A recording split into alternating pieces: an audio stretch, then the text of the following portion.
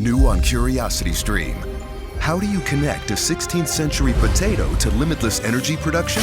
Could Napoleon's toothpick have a direct link to a machine that predicts the future? And how can a 1700s conch shell chart a course to humans connecting their brains to the internet? James Burke's visionary series Connections returns for a new generation. Experience all new Connections. With monthly, annual, and bundled plans, find the one that works for you at curiositystream.com. Where are you located? I'm in Atlanta. Oh, nice. Not too far away. Yeah. It's not a bad drive from Atlanta up there. Yeah. We've gone to Atlanta a number of times. We had a great weekend there a few years back. That music festival that happens at Piedmont Park or something. I forget the name of the festival. We have Music Midtown. I think that's what it was. Really cool. Yeah, it was a great time. We had a great weekend. And we ate at this wonderful restaurant. It was a steakhouse somewhere. I don't even remember. And we had a lot of fun going to the Varsity to get burgers and shakes. You know, I guess that's like the quintessential thing to do in Atlanta, right? Totally. I haven't been there in years. I've been here 33 years. And oh, no kidding. Probably he was there 25 years ago. Oh my gosh, that is so funny. Amy and I took this funny photo of us with the Varsity. I mean the hats. Yeah, I love that. Yeah. And like, you know, sucking on the milkshakes with our straws. That was fun. Yeah, that food you pay for it later on. It's right. Great going down. Right. Absolutely. Yeah. Music Midtown. I did that years ago. Went to see George Clinton there. And nice. This is back in the 90s. He went away for a while, came back. This promoter named Alex Cooley. He was the one who had been involved in one of the founders. And it's just really amazing. Yeah, it's I think they're gonna do it again this year. So they've stopped it because of COVID, right? But you think they're going to start it back up this year? Oh yeah, definitely. Yeah. Right, definitely. Right. Cool. So yeah, sorry about that glitch. Yeah, that happens all the time. It really does. Oh, it does. Oh my God. Yeah, I mean, you know, certain people who I speak with, it's funny because you think people with, might have these fancy internet hookups, and it's like they're some of the worst who you think are going to be okay. Especially down here in Leaper's Fork, AT&T and Verizon and Google are only here in certain spots. And my particular road, there's no fiber down here. So we're relying on the satellite, the digital satellite, which is like, you know, being back in the 80s, you know, it's like, it's terrible. It's terrible. That's why we got the hotspot, so we could stream movies, but even that's not reliable. That's a real trade-off. Since you've been in Nashville, you like the more bucolic setting and everything, but then you pay the price on technology. Right. Absolutely. So anyways, thank you for having me. Absolutely. I am told you were a film composer. Well, that's, you know, not by design. It kind of happened by accident, you know, back in 2000. You know, the band that I was in, you know, I'm from Boston originally, and the band that I was in caught the attention of the chief engineer at A&M Recording Studios. And he said, you know, we went back and forth. He came out to Boston and recorded us, and we went out to Los Angeles. But it came to him asking us if we'd like to come out to LA and we could record what would be our debut record, and you know, would let the A&R people hear it and would be good to go, right? He had full confidence of it. And we said, sure, we'd go for it.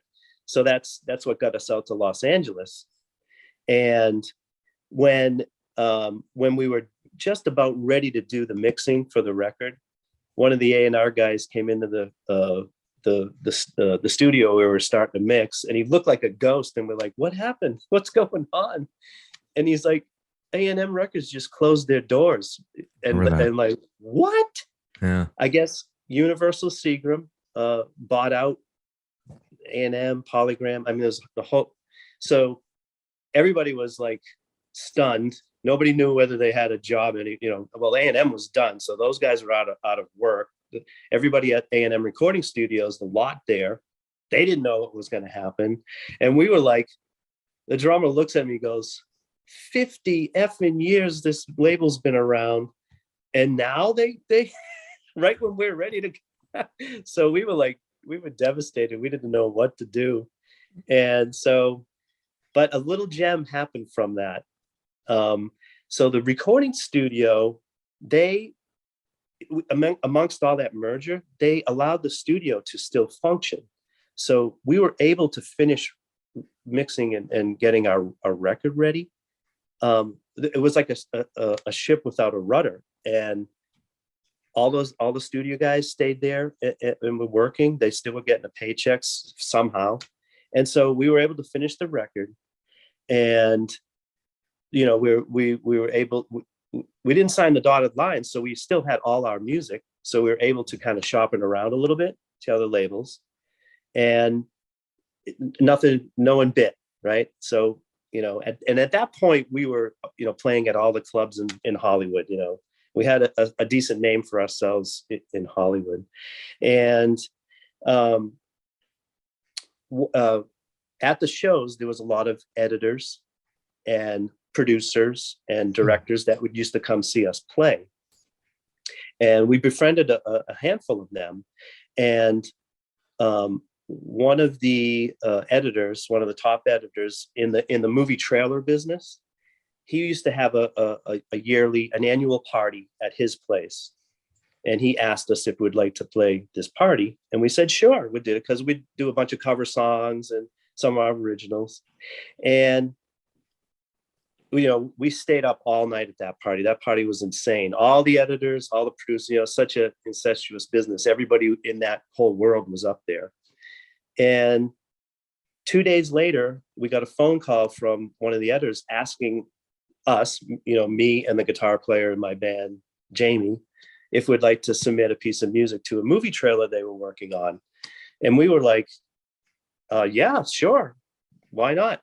What do you need? And he told us what it was. And we said, when do you need it? And he said, tomorrow morning. And we were like, oh, yeah, I don't, you know, tomorrow morning. Gotta get working. And so we hung up the phone and we're like, how the heck are we going to do this? You know, he said, this is in 2000, right? So they had runners still running, you know, DVDs or betas back and forth. There was no internet transfer. So this guy shows up on a motorcycle like a half hour later, drops off the picture, and we started working. And we worked all night. I mean, we finished like at 4 or 5 o'clock in the morning, because this is the first time we'd ever did any of this stuff. And the guy came, the courier came back at 9 o'clock or 8:30 or something, grabbed it from us. And we got a call about an hour later, and they loved it. And they were going to use it in this movie trailer. And we were like, oh my God, that's great. And so it was a 55-second piece of music. It was like an orchestral piece, right? And had some big drums, you know. And we got $6,000 for that piece of music. And we were like, whoa, what is this? Prior to this, we had never heard of this niche of the music business before. We had no idea that this existed. And so the very next day, we bought a whole Pro Tools rig. We found a spot to set up a studio, and the phone calls started coming in. So, I mean, it just snowballed from there.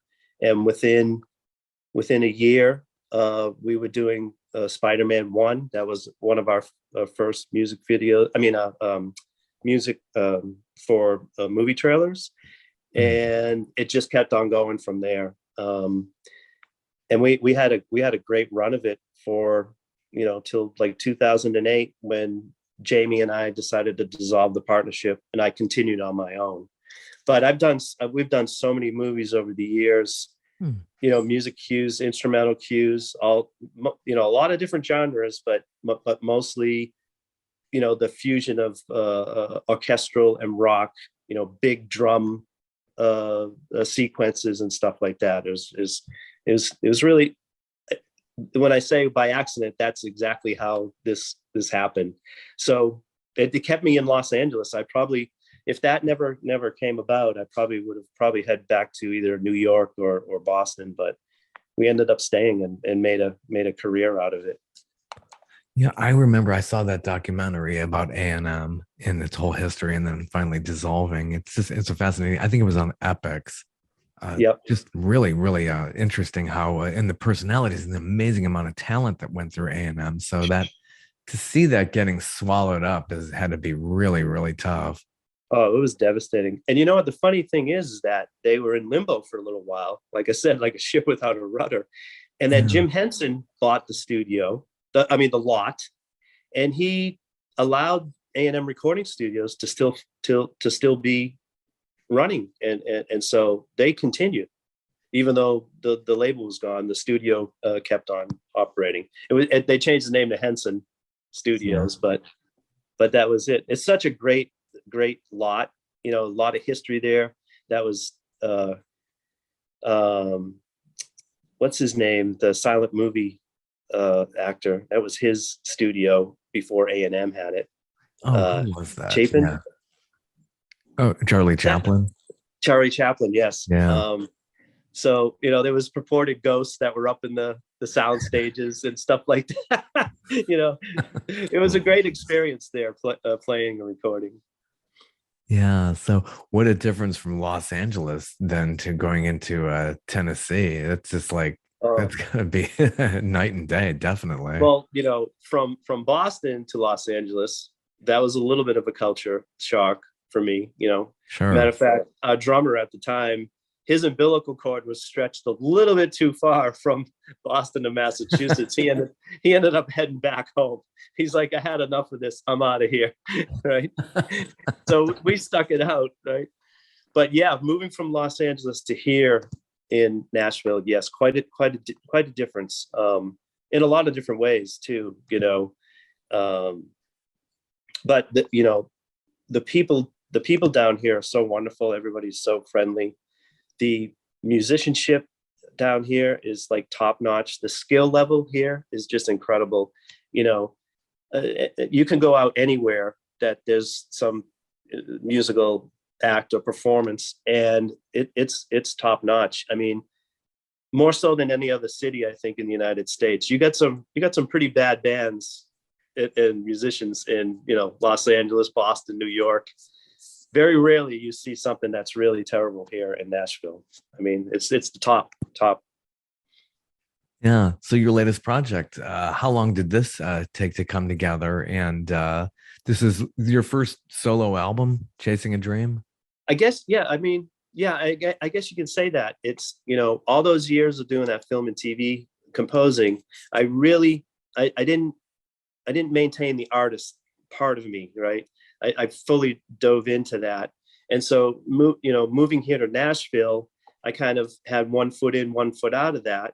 And I started playing and writing again, doing little acoustic shows here in Nashville. And last year, the beginning of last year, I started to, start writing a little bit. And I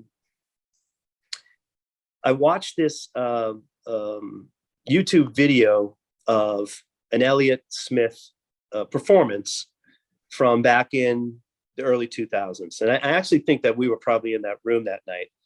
It was a place called Largo in Los Angeles.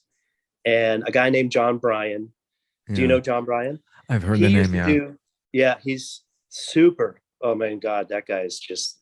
So anyways, he did a Friday night show at a place called Largo, and he would have certain guests come, and they would all improvise and play together, whoever the guest was, because they were that good to do that. And so it was an Elliott Smith performance. And one day I was out at the barn, and I started watching this video of Elliott Smith, and I said, I'll just watch for a minute or two. And I ended up watching the whole thing. It was like 40 minutes. And it inspired me so much that I came in the house and I started writing, and the song Boxley Valley came to me in an hour or so. And I had the first song. I didn't know it at the time, and then later in the evening, Living in LA was the first one. Inspired by Elliott. And then Boxley Valley was right after that. But the floodgates were open, and I got such inspiration from watching that Elliott Smith performance. And then I went back and I listened to some of his records, and Figure Eight was one of them that really I just loved listening to it again. I almost completely forgot about it, and that was really the true inspiration for living in LA. Not really the lyrical content, but the musical part, the musical vibe of that song was Elliott Smith. So I mean, in about 6 days or so, I had 6 or 7 songs already done, and I said, okay, well, I guess why not? I might as well, we'll do a few more songs and see what happens. And I had the good fortune of having some friends of mine, record with me. I had this little, I call it little, I have this little cover band here we started a few years ago. And a guitarist here named Kenny Greenberg. He's a session guy here. He plays with Kenny Chesney. Anyways, I asked him if he knew of a guitar player that would want to start like the 70s rock cover thing here in Nashville. And because I knew he was so busy. And he said, oh, I think I'd like to do that. So I'm like, oh, cool, let's do it, right? And then by the end of that week, we had the drummer and the bass player. We had a full band, and the drummer Sean Fichter, who ended up doing the drums for my record. Allison Presswood, who's a session player here in Nashville. So we started doing 70s rock songs and having a blast about it, right? Most of these guys down here do all the country thing, which is really close to rock anyways, if you really listen to it, right? Totally. Yeah. It's not like the old traditional country, but there is some of that stuff, coming up again, right? But anyways, so Sean, I asked Sean if he'd like to drum on the record. He said, sure. And then my old guitar player, Jamie, who was my partner in the composing business we had, he was still out in Los Angeles. So I asked him, so he jumped in. So we did tracks. I did the demos here in Nashville at my studio, and then over to Sean, who lives next town over from me. And then it headed out to Los Angeles. Jamie did all his stuff. My buddy Stefano did some guitars and vocals as well. And then it came back to Nashville. So that's how we completed this record. And it took a couple months to actually do it. And it's like all these pieces, parts. Did you send files all over the place? Yeah, I know. It's like, when you think about it, it's really insane that, a piece of music can travel across the country in the airwaves, and then, and then come back. It's amazing. It's amazing. I think the record tapes sounds and great. Stuff. Right. But yeah, I really love how it all came out. I'm really proud of this record. I enjoyed writing the songs, the themes of each of the songs and the whole overall theme of the record. It was really fun, and I'm really, really blessed to have those guys come on board and do the record with me. Yeah, and that first single, "Time Won't Heal," directed by somebody. It's a beautiful video that you have on YouTube as well.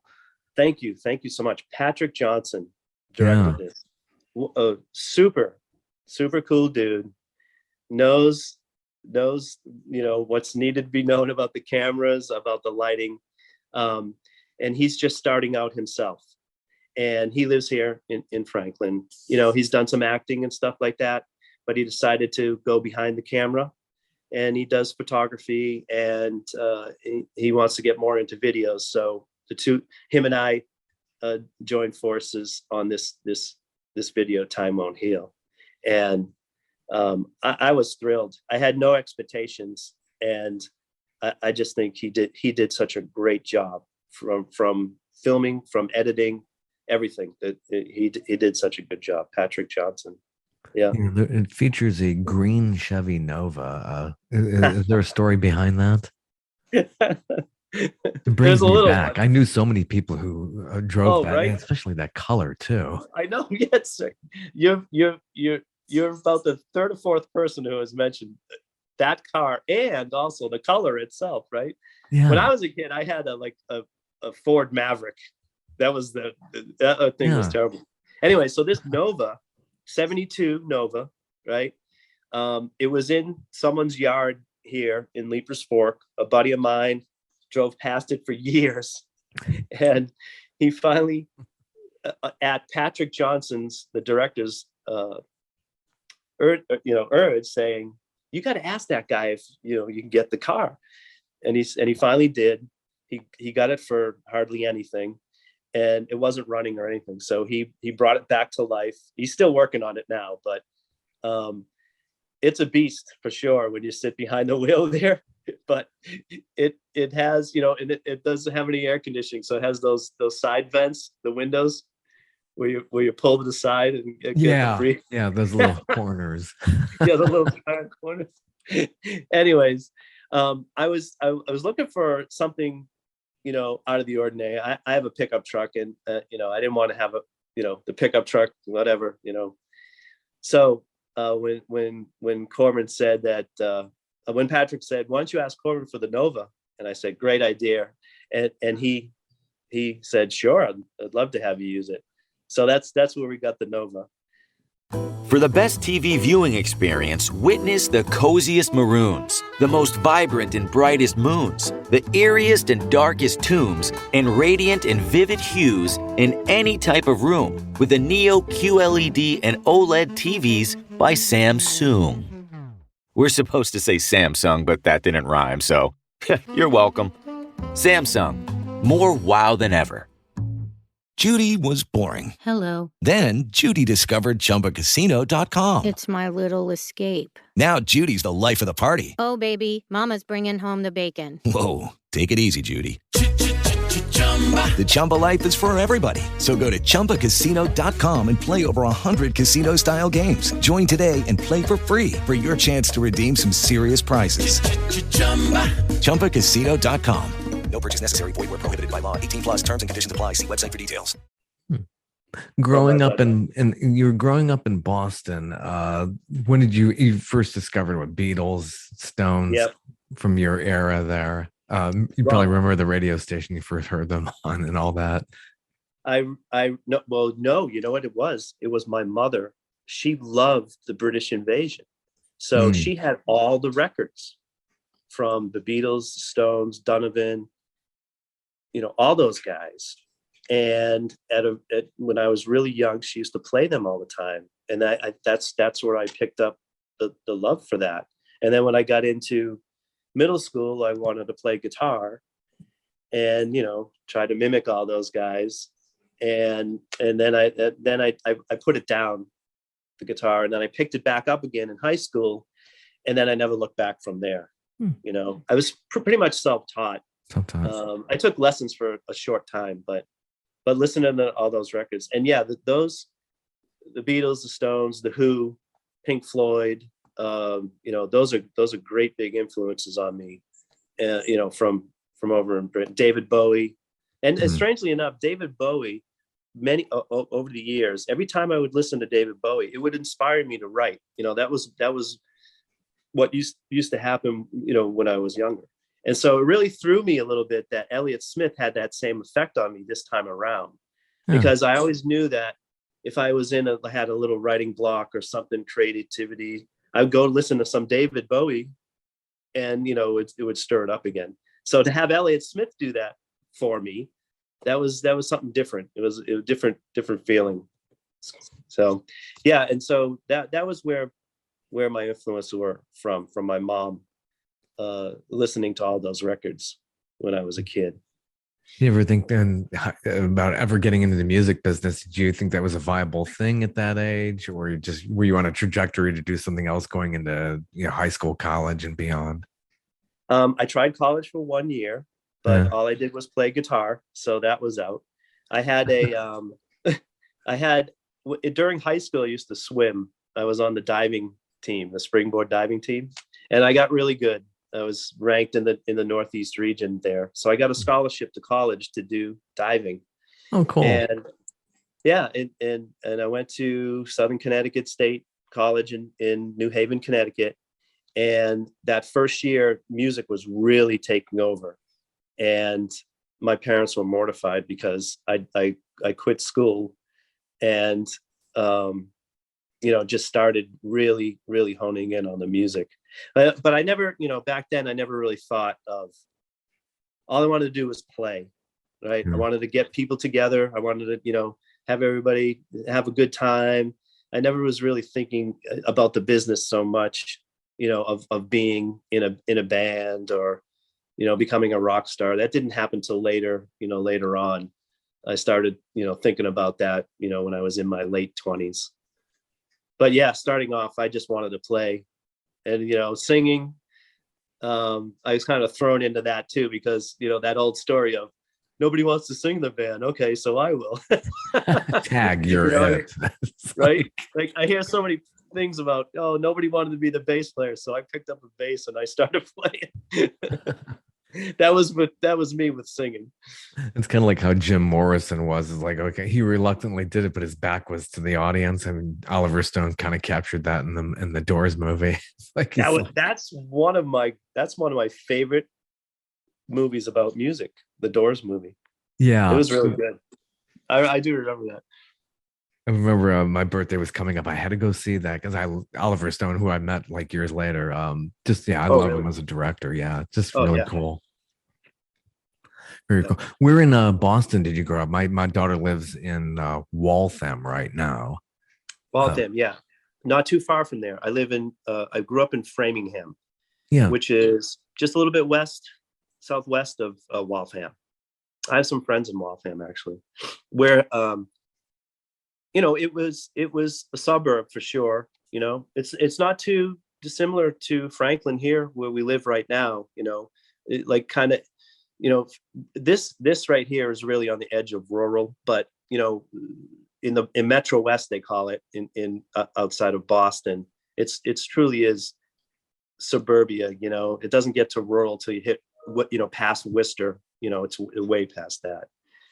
But we're heading up there at the beginning of March to do a show to support this record in a small venue up there. I think it holds 200 people, and it's kind of like the boys coming home to play their record and I've gotten a lot of response from people that haven't seen in many years, and people that have been kind of following what I've been doing, that are going to come to the show. So I think we're going to have a good time going back up there to play.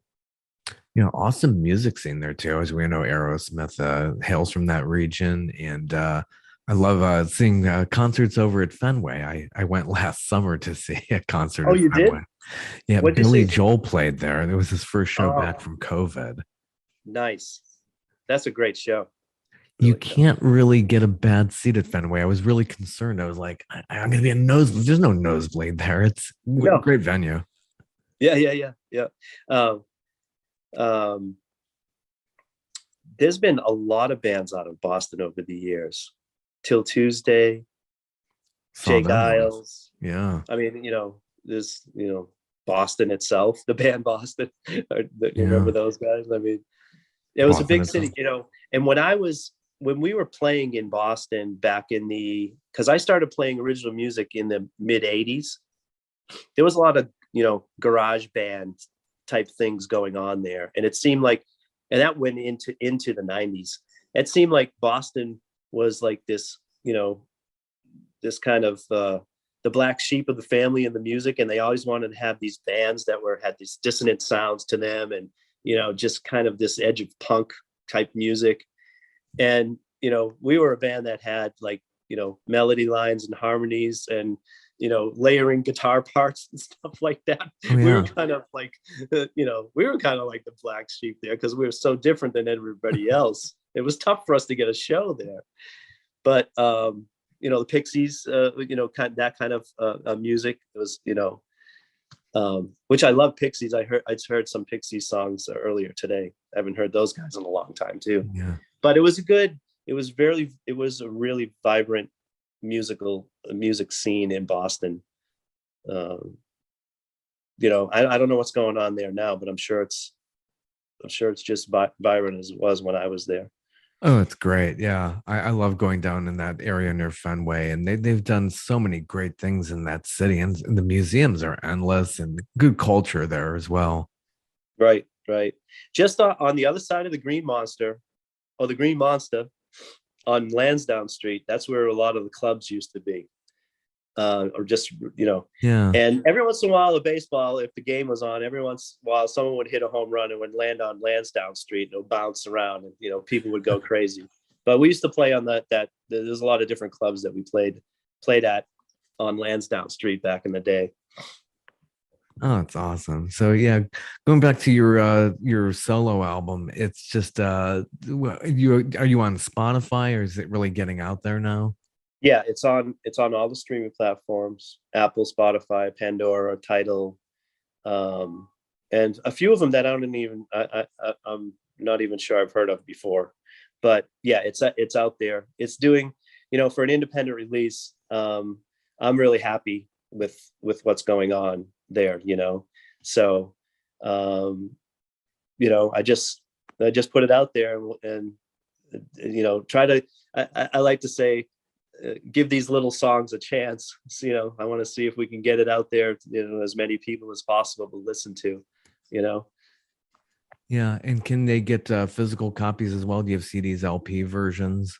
I don't have that right now. And that was, it was a decision to not do it right now to see, how things go. But now that we're going to start scheduling a lot of shows coming up in March and through next year, I think I'm definitely going to make some CDs. I don't know a lot of people that listen to CDs, but there still is some that do, right? It comes back, doesn't it? Right. I mean, the vinyl, right, is, Yeah, who knew? I know. You'd be like, oh, I'm so sick of the scratches dealing with needles. I'm just like, oh, I Right. want to get out of that. And CDs were so nice and clean. And now, yeah, Right. what's old is new again. Right. Exactly.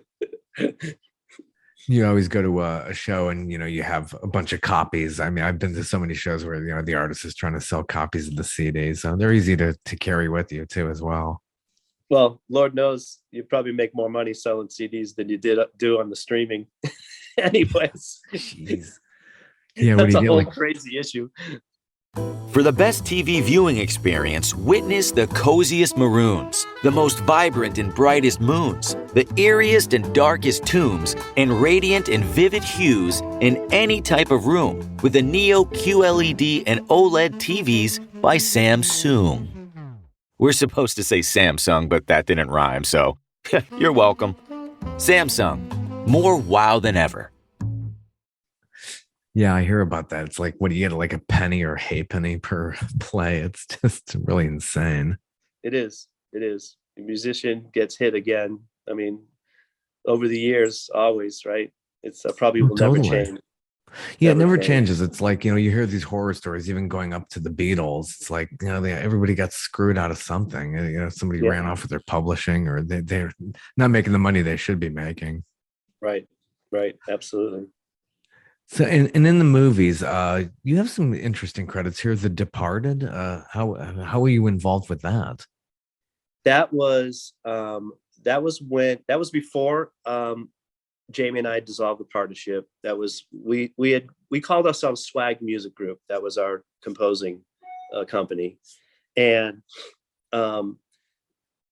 those movies, when we were in Swag Music Group, we would get calls from editors, and they would give us an idea of what they wanted, and we would go and write and compose a piece. The Departed was that. I think there was one or two cues that they used in the movie trailers for that movie. So that was primarily our business. 98% of all the music that we did were for the movie trailers and the television spots that advertised these features. So it was a orchestral piece that got in there for that movie. I was just talking about that movie today. So funny. Someone had brought up Whitey Bulger, Yeah, the Winter Hill talking about Gang, Boston. and that movie was loosely based. Jack Nicholson's character was loosely based on Whitey Bulger. It was like the Irish mafia or something like that. Yeah. But we had, back in the early days, they loved our music so much. And are you still there? I almost lost you. That we kind of fell into a good group of people that were really doing all the work out of Hollywood for the movie trailers. So we're very fortunate to have that to fall in our laps, but we had the skill and the know-how to pull it off. I mean, we're flying by the seat of our pants for a couple of years, but we got it down pretty quickly. Yeah, excellent credits. Another one, No Country for Old Men. That's one of my favorites. It's just a really great feature. Movie, right? That is a scary movie. Think about it. Can give you some nightmares there. That definitely. That particular movie. Now that was when I was doing my own thing. I called that business Lucky 13 Music, and that was more sound design stuff. That movie. I believe that movie had very little music in it. There was not a big score to that, and so the trailers, they didn't know what the heck to do about it either. The movie trailers, they don't use really any of the music that's in the feature. It's a whole separate entity for that, which is people don't know that. I know. I didn't know when we started, right? I always thought they just took elements from the feature and put it in the trailer, but that's not the case. They need those pieces of music in the trailer need to draw you in, like the editor design. So it's got to be up bombastic and so yeah, that the No Country for Old Men was more sound designy type stuff instead of an actual like piece of music per se, if you understand what I'm saying. Yeah, definitely. Yeah, you need to draw people in, and it's whatever it takes to do that. With the soundtrack, with the trailer, it's going to get people to, that's why sometimes you'll see a trailer and you'll be like, it's so much better than the movie. It's like some of them are absolutely. that feeling is, it's so sinking. I have a good example of that. We did Basic Instinct 2. Oh my not gosh. The first one, Basic Instinct 2, and that movie tanked. But the trailer was awesome. And I'll never forget that too. The producers and editors came to us and said, we'd like to take some of the original score from Basic Instinct 1. I forget the composer's name right at the moment. I'm sorry. And they wanted us to do some enhancements to it, or modernize it a little bit for the Basic Instinct 2 trailers. And we went through the motions of doing that. And this was something that wasn't done at this point. It was getting out of the mold of trailer music, and they wanted to give it a shot and see. Well, I guess it went through some focus groups, and other people saw it, and they're like, nah, let's go back to the old. So we went back to the old true formula of doing trailer music. Yeah, I just never forget that. It's and Basic Instinct 2, what a stinker. Yeah, that was just really getting into that. Wow. Yeah, Batman Begins is another one that I thought that did moderately well. It did. I actually we had the TV on here the other day, and it was playing on, I forget what station it was.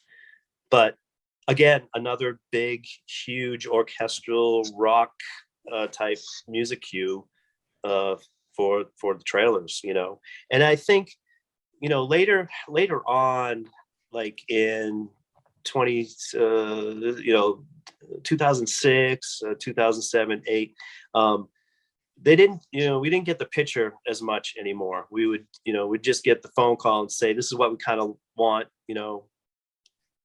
in the early days, we would actually, score to the picture, right? And then they I don't know if out of laziness or what, they stopped doing that. So I think even today, very rarely would get the picture to do, a trailer. It's all from the marketing end of things. It's not with it. But I think I can't remember. I think Da Vinci Code was one of the last ones that we got the film to. I think Batman Begins was after that. So I'm not quite sure that we scored to the picture for that one. Yeah, How's the process different from composing for film versus you putting together this album? Very similar in the recording process of it and writing. It's just well, I guess mostly for me in the trailer music, there's very rarely any vocals going on. True. So so that's a big thing, and also telling a story lyrically with the record and really having to tell a story musically with the trailer. So it's a little bit different. And the trailer music too, it's usually myself that's doing it, or when I have my partnership with Jamie, the two of us. But with this record, it was 5 of us that were involved in this. So a lot of going over different ideas with each other. A lot of stuff ending up on the edit room floor, as they say. Jamie and I still laugh about a guitar and pianos parts that he did from some songs, and I'm like, and he's like listens back to it. He goes, I'm not in there. No, I didn't make it. So we joke about that every once in a while. So yeah, that's the differences really, I think, is vocally the lyrics, the vocals that are involved, and plus the community of it with all the players that are involved. Yeah. So playing live now these days, and you're doing these 70s covers, who are you covering these days? Are you doing a lot of like Tom Petty and Eagles and people like that? Well, so we started with the 70s, right? So it'd be the Beatles, Stones, Creedence Clearwater, Steve Miller, all those guys. And then we kind of crept into the 80s and 90s with, Elton John's from the 70s too, but Tom Petty and, Jon Coco, Mellencamp. And so, Petty is a huge influence on everybody. I think about that all the time. It was such a great loss for us, big time. As, David Bowie was. Excuse me. But Tom Petty's Wildflowers, record, I just absolutely love that. And I wanted to have my record Chasing a Dream, even though that was from 1994, the sonic, the sound of that record, I wanted to try to, imitate that for my record. I think that Sean had mixed it. I think he did a great job to capture that. Wildflowers, I loved. I got it immediately, and I thought this is him at the pinnacle. I just recently got the She's the One soundtrack, which was I guess from that period. It's just wow. I love the way they put that together. Have you seen the the documentary that they put together? No, I haven't seen that. It's on my list to check it out. Well, I wish you the best for Chasing a Dream. You're going around there touring and playing live, and further success over in Nashville. Hopefully, more projects to come out of there for you. Thank you so much. I appreciate you having me on to chat about all this stuff. Judy was boring. Hello. Then Judy discovered ChumbaCasino.com. It's my little escape. Now Judy's the life of the party. Oh, baby, mama's bringing home the bacon. Whoa, take it easy, Judy. The Chumba life is for everybody. So go to ChumbaCasino.com and play over 100 casino-style games. Join today and play for free for your chance to redeem some serious prizes. ChumbaCasino.com. No purchase necessary. Void where prohibited by law. 18+ terms and conditions apply. See website for details.